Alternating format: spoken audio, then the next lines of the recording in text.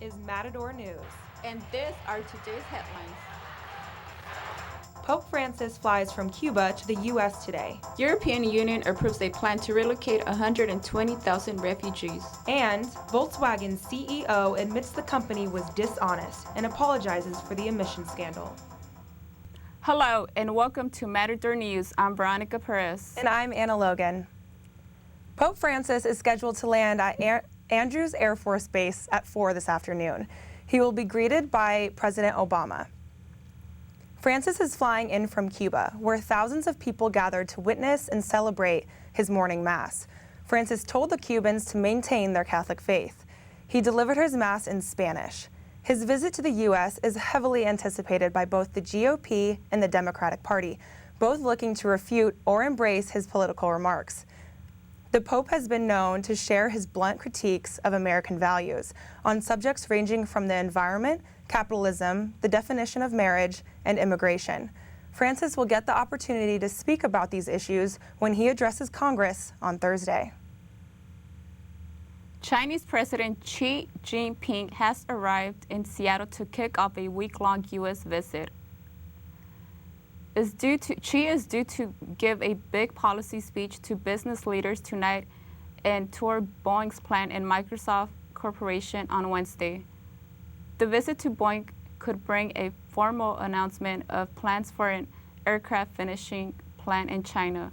The U.S. government and business leaders aim to forge agreements and improve relations with the world's second largest economy. U.S. tech companies are trying to increase access to the Chinese consumer market.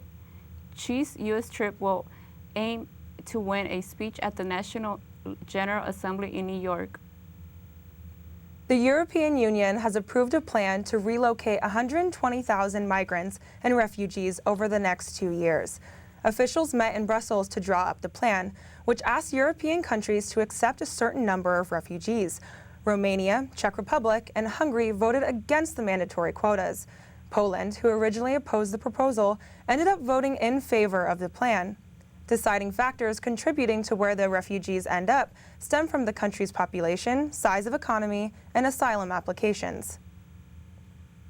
The race is on for the Romanian Republican candidates to acquire the leftover funds and supporters from Scott Walker's campaign.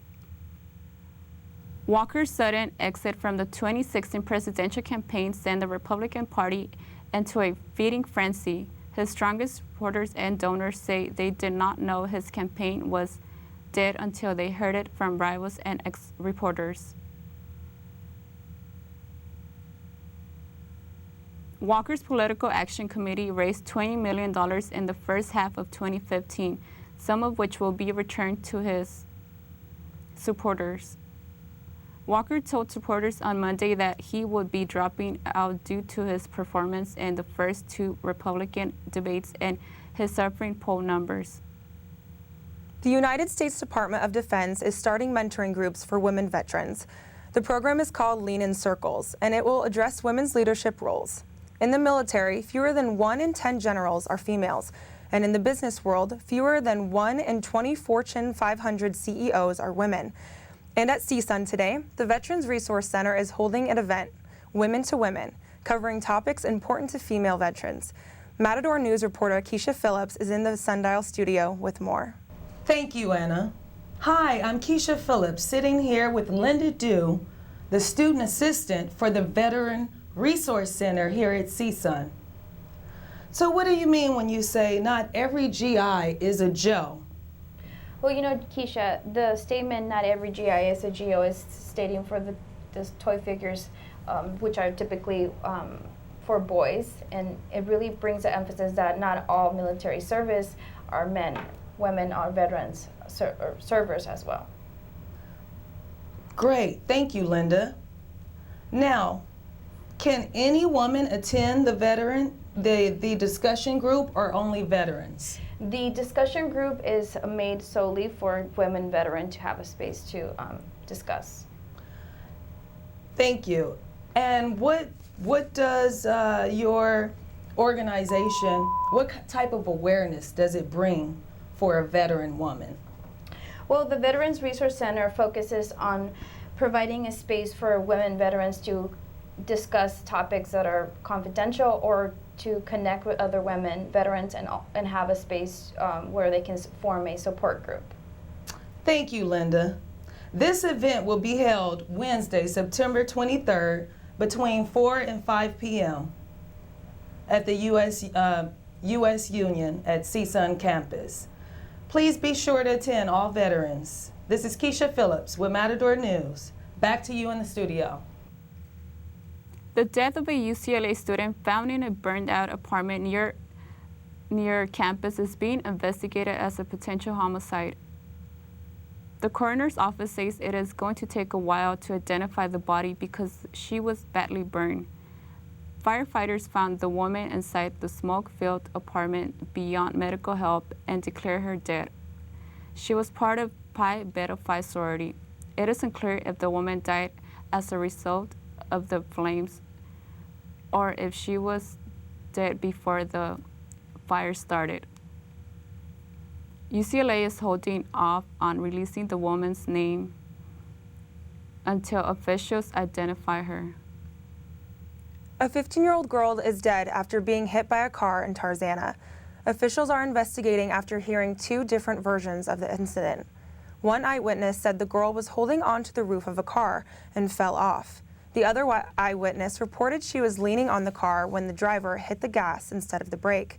The teenager, identified as Sophia, was with a group of nearly 15 friends who took her to the hospital after suffering severe injuries.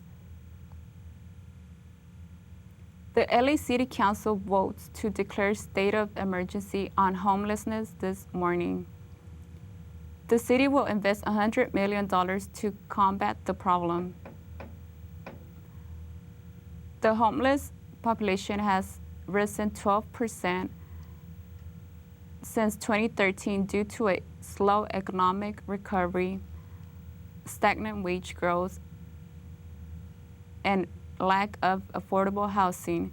LA City Council's committee will decide how to spend the emergency funding on projects including long-term housing and expansion of shelter capacity. There has been no word on where the $100 million will come from. Now to Delmy Moran with the latest in business news. Thank you, Anna. Volkswagen CEO Michael Horn says the company totally screwed up by manipulating the emission tests of millions of its vehicles. The cars were programmed to register lower levels of emission when being tested to make them appear cleaner and safer than they really are. 11 million vehicles worldwide were modified to get around the Environmental Protection Agency regulations. The Volkswagen Jetta, Beetle, Golf, Passat, and Audi A3 are some of the models affected. The price of Volkswagen shares has decreased almost 20% in only 2 days. Horn has apologized and says he is ready to take action to prevent this from happening again. It's a bad day on Wall Street. U.S. stocks have dramatically dropped today in the global equity markets, oil, and other commodities. The Dow Jones average fell by triple digits. It's the 20th drop of at least 200 points this year. Some investors are getting nervous and looking for another way, especially after the Volkswagen scandal broke last Friday. At last check, the Dow Jones is currently at 221.8, down 16,300. Now here is Leo Ibarra with the latest on health news. Thank you, Delmy. A U.S. pharmaceutical company raises the price of a certain prescription drug by 5,000%. Turing Pharmaceutical CEO Martin Shkreli says the company will use the money it makes from sales to research new treatments. The drug, Daraprim, treats toxoplasmosis. The pill costs about $1 to produce. One professor of a pharmacy practice says the increase causes an unjustifiable burden on patients, and consumers need to be aware of the prices paid for medications. New government data has been released regarding obesity rates. Matador News reporter Sarah Currle is in the studio with more on the story. Thank you, Leo. The new government data says the rate of obesity is the same in the most states as it was last year. In 22 states, one out of 3 Americans are obese. One CSUN student says she's trying to eat healthier food. I like eating healthy. I like to keep my body healthy, and I know it's easier to get the fast foods, and sometimes it tastes a little bit better, but these fruits are pretty cheap and taste pretty good. Many California State Northridge students are beginning to focus more on healthy food by visiting the campus farmers market. The market offers waffles, popcorn, fresh juice, pizza, and cultural foods. The market is every Tuesday from 10 until 2 on Lindley Avenue near the USU. Now back to the newsroom.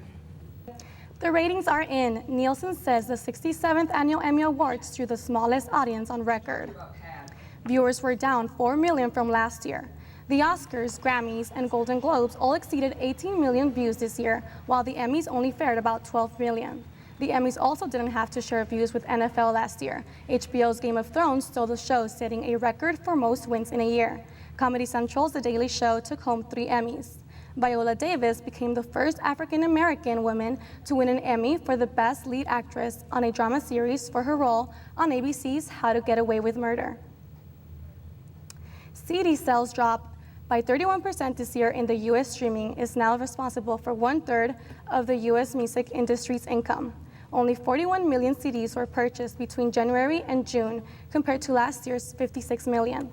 This year alone, streaming services like Apple Music and Jay-Z's Tidal were introduced to the market. Taylor Swift's 1989 was the biggest selling album the first half of 2015, while hip-hop artist Drake came in second. Now here's Leo Ibarra with the latest on technology. Thank you, Delmy. Apple breaks a record with its iOS 9 update. Apple says more than 50% of iPhones and iPads have upgraded to iOS 9. Last year, at this time, only 46% had upgraded to last year's version. The new iOS 9 includes features such as a power saving mode and a new security update. iOS 9 takes up less space than the one from last year. The new iPhones going on sale in stores Friday will have iOS 9 by default. A new water tracking device sends reports directly to smartphones. The new device makes it easier for consumers to see how much water they are using. The device, called Fluid, is attached to household water appliances and works through Wi-Fi and an app. The idea behind it is to get consumers to conserve water and save money. If Fluid's Kickstarter campaign is successful, the device will go on sale in May for $209. Now back to Anna and Veronica. Thank you for watching Matador News. I'm Anna Logan. And I'm Veronica Perez. I'm Leo Ibarra. And I'm Delmy Moran. Have a great day, LA.